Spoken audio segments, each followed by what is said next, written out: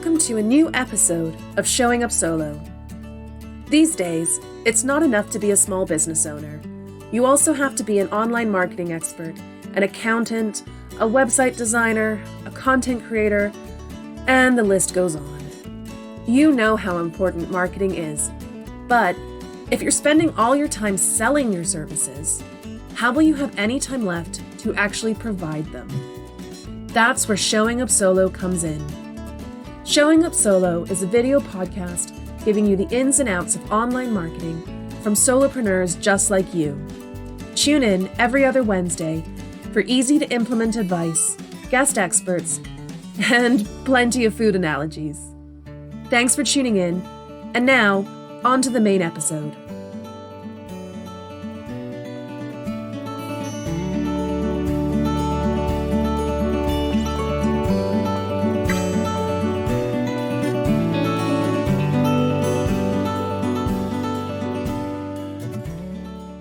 Everybody, and welcome to another episode of Showing Up Solo.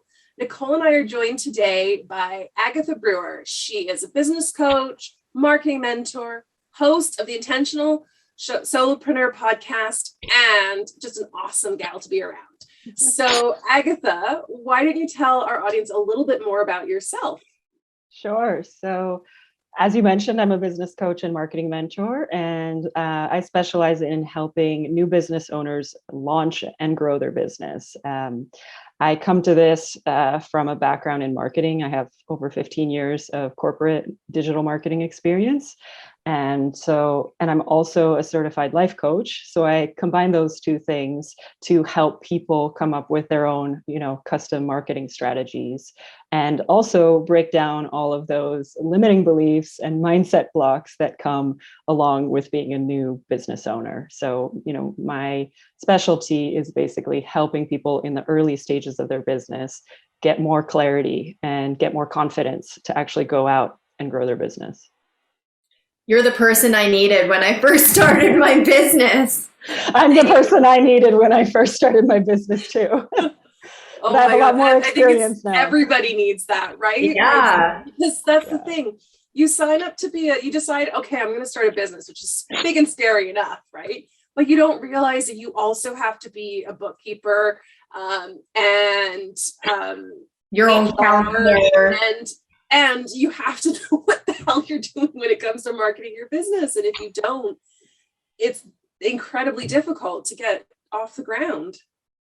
Yeah, I completely agree. And I mean, that's why I could have, because I have the training I do, I could really work with any niche. I could work, solving any type of problem because I have that kind of very comprehensive training. I'm an ICF certified coach. So there really could have been any group of people that I could have worked with. But what I realized is, look, I have this background in marketing, and the people that I want to serve don't, or maybe, are just getting started. And I kept it just kind of happened naturally because I started, in a different segment, and the people who kept naturally coming to me were other coaches, and they were like, dude, I need to pick your brain. And I, of course I'm a coach, so I'm not a consultant. I don't tell people what to do because that's not my style, but I did help basically craft their own marketing strategies just through my coaching. And so I was like, all right, well, this is a natural fit. And I just have a ton of experience in marketing.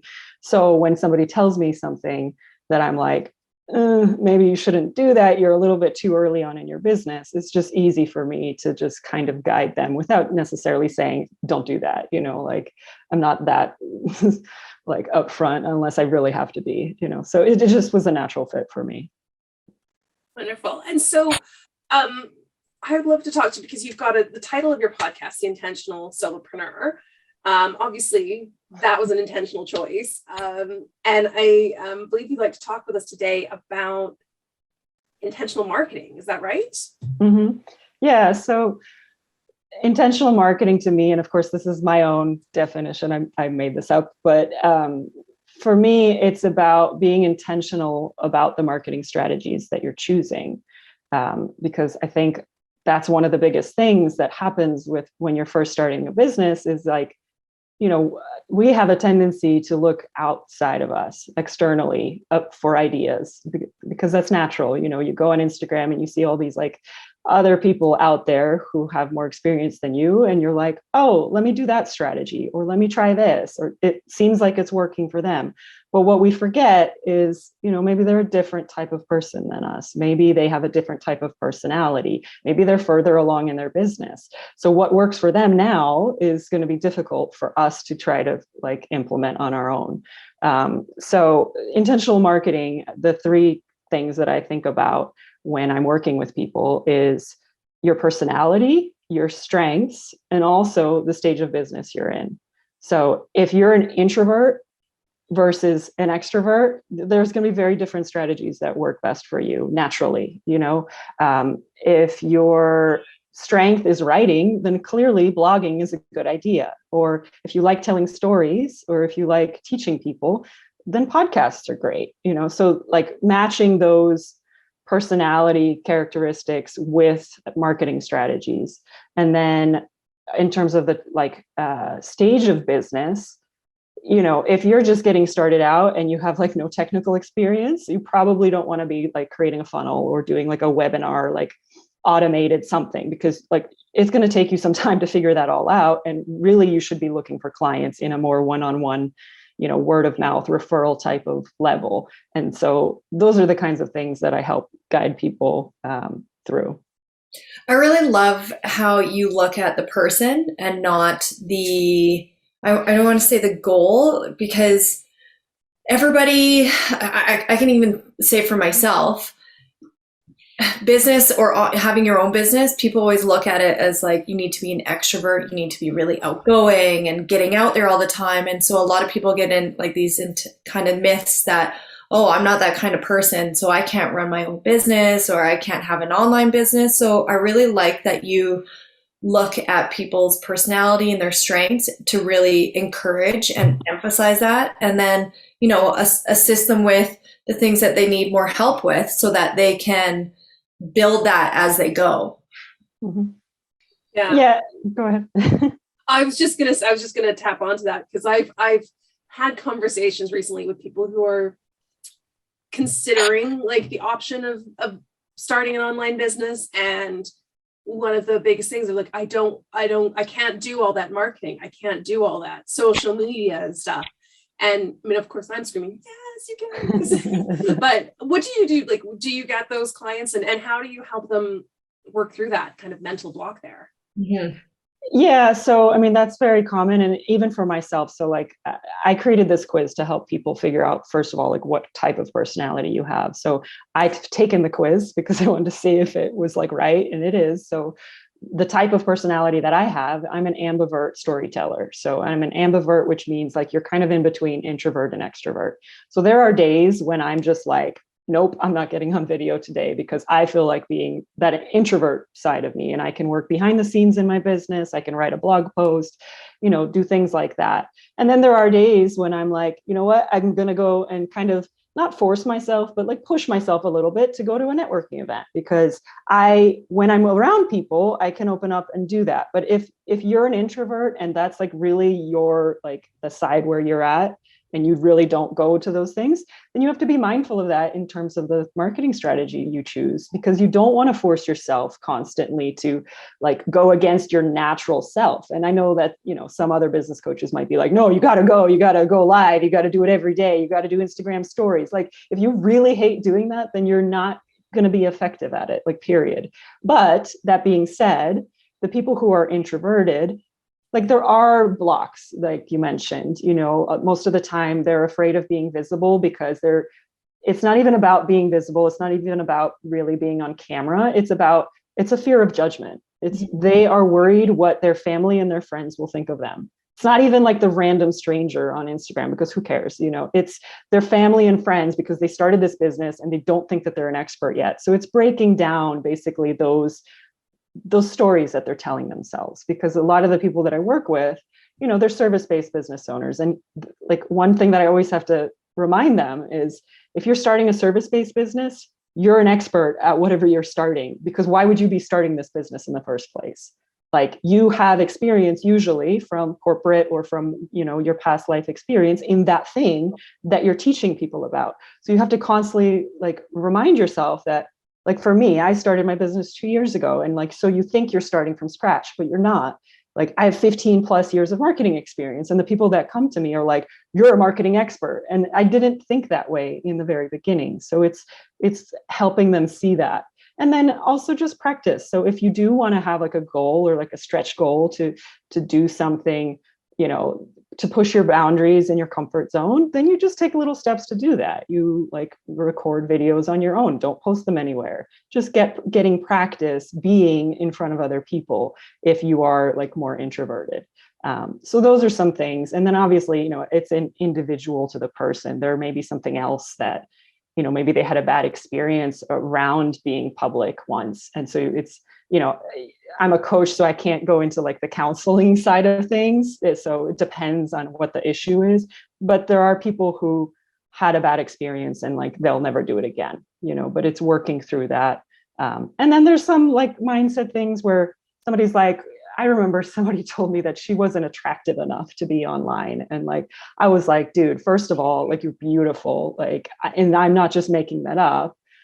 And second, like, who cares? Like, it's not about us and our appearance. It's what we're doing to help people, to help solve somebody's problem. So it really doesn't matter what we look like. You know, of course, like in an online business, you want to present yourself a certain way to the world. But once somebody becomes your client, they don't care if I have makeup on. They don't care, you know, like that stuff isn't real. It's just how you know, market yourself externally in your business. So anyway, I can go on. No, I love that you've touched on that, because like that's something I mean, we've actually had that conversation, Nicole, haven't we, with previous clients?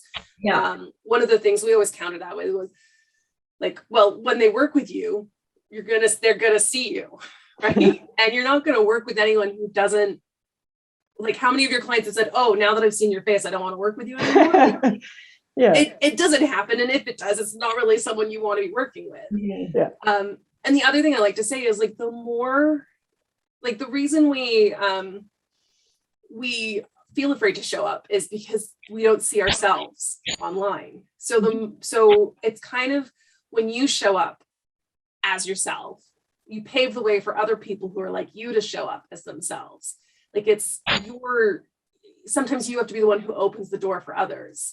And the more people see someone like you, the more they feel inspired to show up too.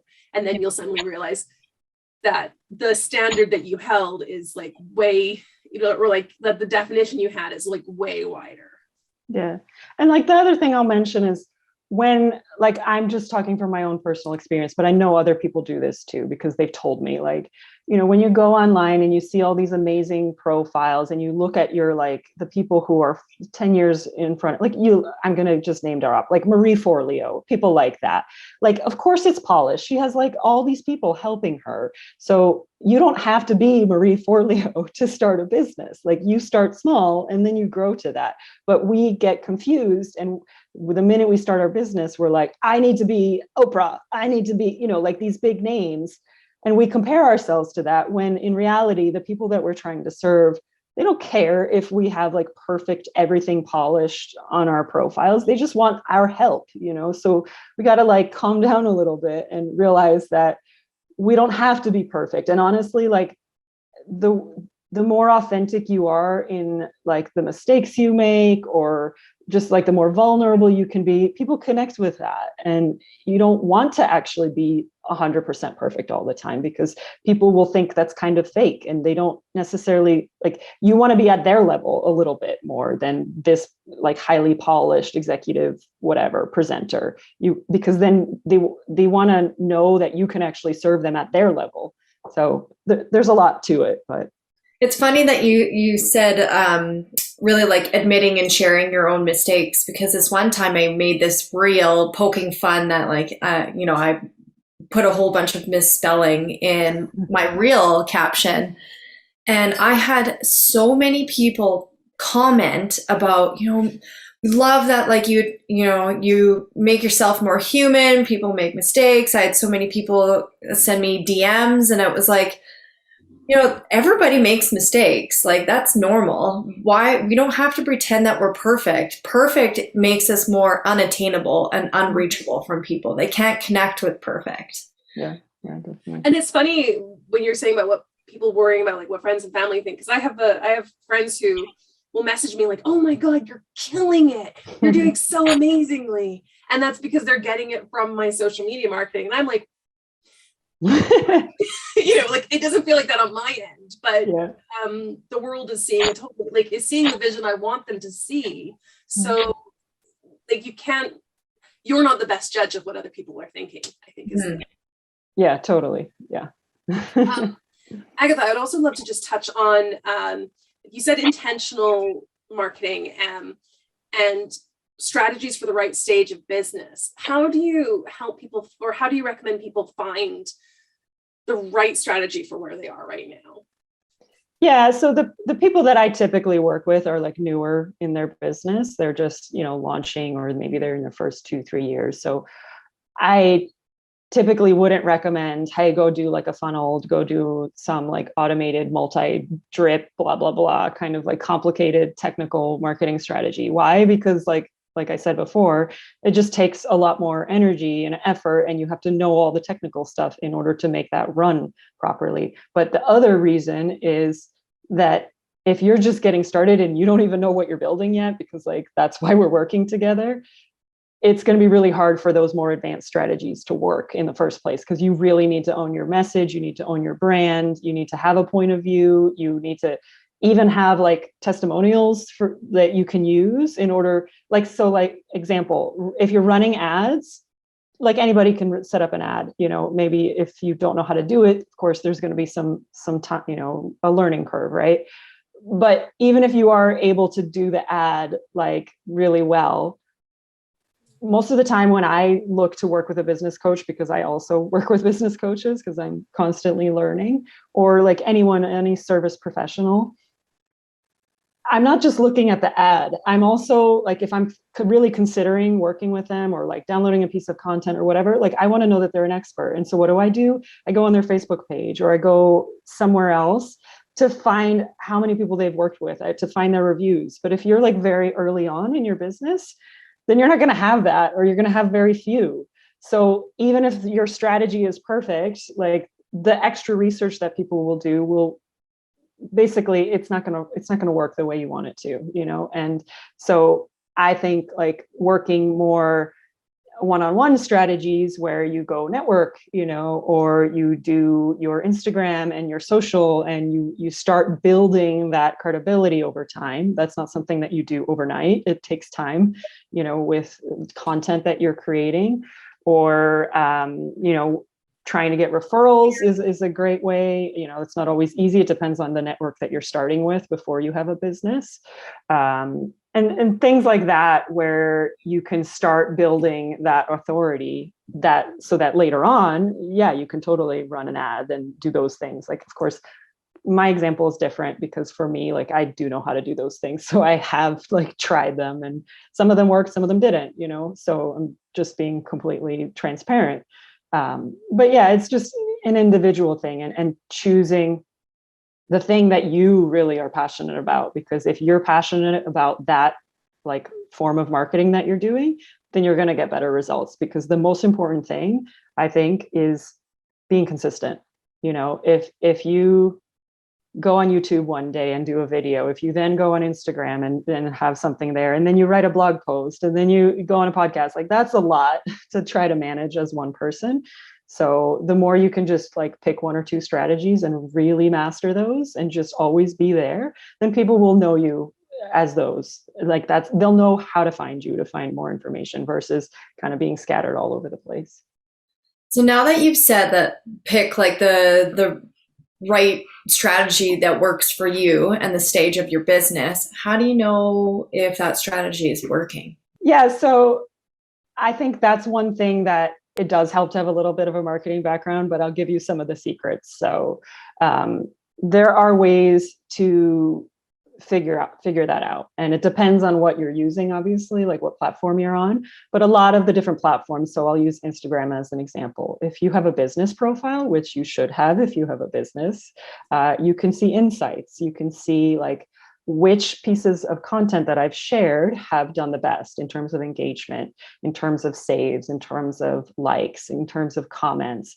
So like that early on, even without like going all the way to like who became my customer, because that is a longer journey. Even in the very beginning, you can start tracking, okay, that post that I put up is doing better than the other ones, you know. And of course, Instagram constantly changes their algorithm, so you should be somewhat aware of that. But you know, for example, Reels are what they're pushing right now. So any type of video content or Instagram stories, things like that, they're going to push to bigger audiences than if you just do a post. So being aware of some of those things. And so like those insights are available, you know, on Facebook, on different platforms. So you can start looking at those trends. And if you notice that I got more likes on this post and more comments, and people actually had like some kind of dialogue with me, then do more of that, and then stop doing the things or minimize the amount of time you spend on the other things that you're doing. So it's kind of about like understanding the trends a little bit. And then if you're further along in your business, I'll mention this, there's UTM codes. Like that's the standard. If you know what Google Analytics is and you know how to set that up, it's not that hard to do. But if you really want to know like definitively, how did this person come to my website and what landing page did they land on and what source they came from, then set up a UTM code. And you can't like deny the results there, you know, and you can do goal conversions. It gets more complicated, obviously, but like that is probably what you would eventually work towards in your business, like, because you can get really granular. And I can go on my website and I know exactly where people are coming from, what landing pages they're landing on, what pages they're dropping off on, or, you know, and so it gives me data to then optimize those things. So how long do you think people should give a strategy a go before they decide to move on to a different one? Yeah, so again, that's also related to the stage of business you're in. So if you're just getting started out, I want to be completely transparent and honest here. It's going to take a little bit, you know, it's going to take a few weeks, months. It could even take a year. It depends on, like, also you have to realize, am I part-time in my business? Am I full-time? If I'm full-time and I'm doing this all the time and I'm not seeing any results, okay, then maybe I need to think about this a little bit. If I'm part-time, then it's also most likely that, you know, I'm not putting out as much content. So, and another thing I'll mention is most people need to see your content 7 or more times before they even consider working with you. Like that's a known like stat out there in marketing. So just by creating one piece of content or doing one marketing strategy effort, like that's not enough. People have to go on a buyer's journey to come decide if they want to work with you or not. And that takes education, that takes a little bit of research on their part. You know, they're basically following you for a while before they pull the trigger, before they decide to talk to you. So that journey, even if you're like killing it in the content, that can take a few weeks or even months for people. So I would say at least a few months before you decide, no, like I'm not doing this. But the other thing is you don't have to totally like scrap it. If it's not working, you just maybe need to make some few changes. Maybe you change the copy a little bit. Maybe you make something more like easier to understand. Like I think clarity is a problem sometimes for people. But then, you know, if you're further along in your business, most likely you also have some more resources. You have some support on, you know, maybe you have a copywriter or something like that, a graphic designer, blah, blah, blah. Then, you know, you probably don't want to wait as long to make a pivot because you're probably investing more money, those kinds of things. And you also have all of that other stuff that I talked about before. You have a brand reputation, you have like testimonials, you have clients that you've worked with, you have like a pretty awesome website at this point, you know. So if something isn't working, then you got to look at it sooner, most likely, because it should be working is what I'm saying. And in the beginning, you're still trying to figure stuff out. So it's likely that it'll take you more time. And also, you may not know exactly which marketing strategy is the one that you really like. You may have an idea, but you've got to test stuff out in the beginning. And that's just like, I think, a natural part of being an entrepreneur. You just have to be willing to test and optimize like throughout your entire journey, you know. Yeah, it's like here comes another classic Hannah analogy. Yeah. But I was just thinking, when you start like a new medication or vitamin regime, right? I remember when I was in university, everyone was all about taking omega-3, right? Could make you smarter, brain power, all that kind of jazz. And this one guy was like, oh yeah, no, I took it for like a week, but I didn't feel any different. It's like, no, you have to like take it for at least a month before it even starts doing the stuff. And then you have to keep doing it. But it's like that. I think people can do that with marketing too, right? They're like, oh, I tried that for a week. Like I tried doing this. I tried showing up live for a week and I didn't get a flood of new leads. So I just stopped doing it. I like to say like, wait at least 3 months.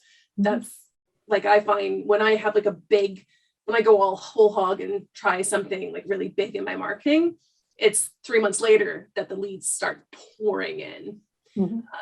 Because it takes people time to, like, you might attract a bunch of new people into your audience, but they still need that time to decide. Yeah, exactly. Like that's hitting it exactly. I know of people who have followed me. Like I launched this course way back when that I just like made on, in a weekend. It was free. It didn't do so well, like if I'm being honest, in terms of like results and things like that. But people did sign up for the course, and some of those people are still following me to this day and have sent me DMs and have, so it doesn't even matter that it was that strategy. Like that's not even what I do anymore. It wasn't even a business coaching thing. It was just like coaching in general.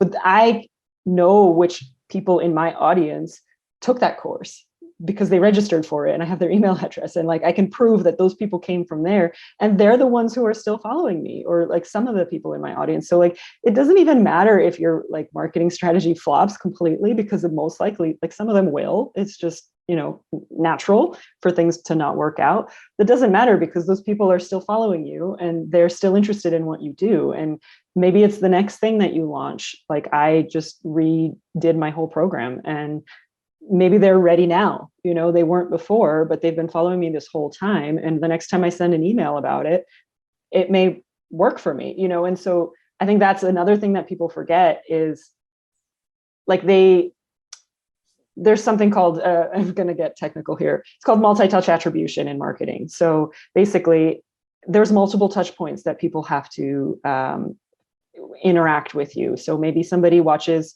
a video you do, then they listen to your podcast, then they read a blog post, then they open your email. If that person converts on that email and becomes your customer after that, you may assume it's that email that actually did the job and that converted. And of course it did. But what about those other 4 things or 3 things beforehand? Those were actually the things that convinced them. They just happened to read that email, and that was like kind of what took them over the line. So you can't like forget about all that other work that you've done beforehand. So anyway. But it's so true. It's so true. I talk about, it's like, I hired Chantel Davis, and she's a copywriting coach. And I went on her course, and I had heard about her. She did a guest masterclass on another program I was on. And then I signed up for another free masterclass. And then she had this little flash sale. And then she finally had like a webinar, and it was the webinar where I finally decided to sign up for her course. But it wasn't the webinar necessarily. The webinar was like the final, like the cherry on the cheesecake of all the stuff I'd experienced from her that made me like, that pushed me over the edge of deciding to purchase with her. And it's you have to remember that like analytics can only tell you so much. It's really important to know them, but you also have to be aware that you don't get the whole picture. You have to look at what's coming in as well, right? Like, are you getting leads? Are people coming in wanting to work with you? Yeah. Having that conversation with your clients when they sign with you of like the process of them signing is really great info to use in terms of like adapting or enhancing your strategy. Because I know like Hannah and I have talked with our clients, like, what made you decide to sign with us? And a lot of them like have said like the way that they feel like they can connect with us, our style of marketing.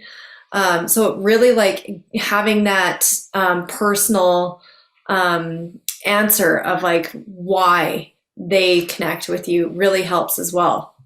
Yeah, I forgot to mention that because I blanked, but that's like one of the low tech ways to do it. And like on my application form for any call that I ever get on, or even my application form for my program, or all of my programs, I always ask, where did you find me? Like, where did you first hear of me? And the tricky thing about that is sometimes people don't remember, like they think they saw you here, but actually they saw something else, but it's still like good to collect that information. But then also when I have a consult with somebody, I always ask, like, why did you pick me over that other coach? Or why did you reach out to me? And usually, yes, it is about the fact that they could feel like, they feel relaxed around me. They have a good connection with me. They like my authenticity, my vibe, whatever. They like my style.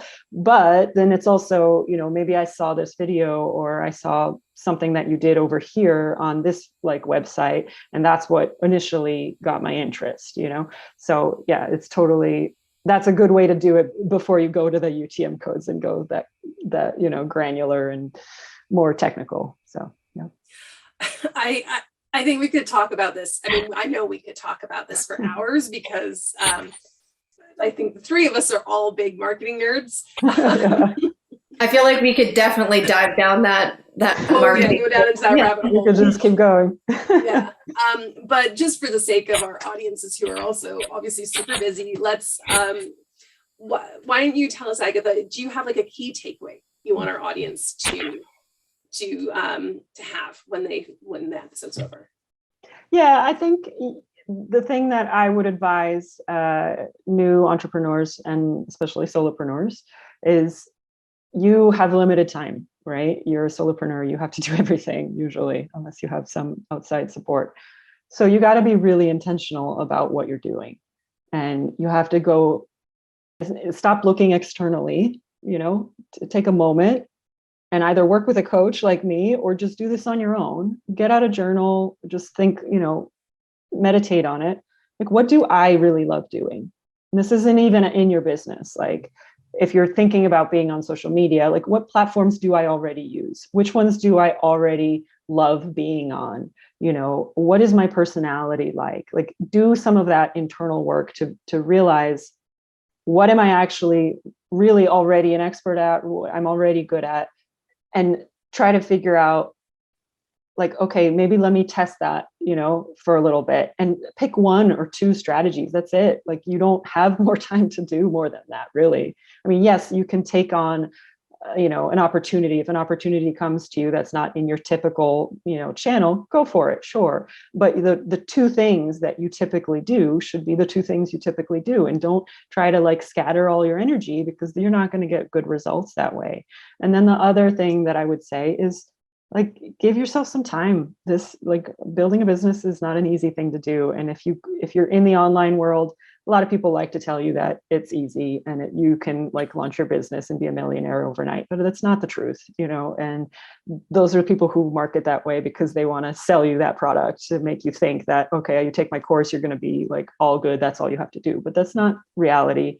So give yourself the time, give yourself like grace, give yourself like, pump yourself up, because being a business owner isn't always the easiest thing. And you're working usually on your own. So it can be lonely a little bit. So, go find people to support you, or join a community. And that's kind of what I would say is like, not lower your expectations, because you do want to have high expectations and a good vision for yourself and your business, but just give yourself some time, because like, you're going to have to figure it out. If you've never worked in marketing before, or even if you have, you still have to learn and you still have to grow. So, just give yourself a little bit of a chance and your marketing a chance, So if someone, I think I have to say thanks for actually sharing that, because that is such a huge mindset thing for every solopreneur, is like, just because it's taking longer than what online business people say when they're like, oh, we could do this and you're going to become successful overnight. You're not a failure if it doesn't happen that way. Mm-hmm. So if someone, say, were wanting to learn the type of business owner or the type of marketing strategy that would work well for them, I remember you saying that you have this quiz. Like, where do people find that quiz? Funny, you should ask. So yeah, you can come to my website. So it's agathabrewer.com. And if you specifically want that quiz, it's agathabrewer.com/quiz. I made it easy for you. And that, if you take that quiz, you'll find out what type of, I'm calling it your marketing superpower, what kind of personality you have. And then also I give you 3 custom strategies to try out based on your personality and your strengths. So come check it out. It's fun just to do, just to learn a little bit more about yourself. Even if you don't go do those strategies, it's still a fun thing to know about yourself. Awesome. I love a good quiz. So I think I'm probably, after we're done recording, I'm probably going to go do it myself. I was thinking the same thing, actually. And also for everyone listening, Agatha also has a super informative podcast, which is great. We actually have the pleasure of being a guest on your show. And so we'll leave the links in the show notes or the caption to Agatha's website, her freebie, her quiz, and of course her podcast, because it's super insightful. So thank you everyone for joining us today. Thank you so much, Agatha. It's been so insightful and just really nice to nerd out on marketing stuff with you. It was great being here. Thanks so much for the opportunity. And I love that we showed up in the same color today. This was unintentional. We all unintentionally. Thank you everyone for tuning in, and we will see you next time. Bye, everyone.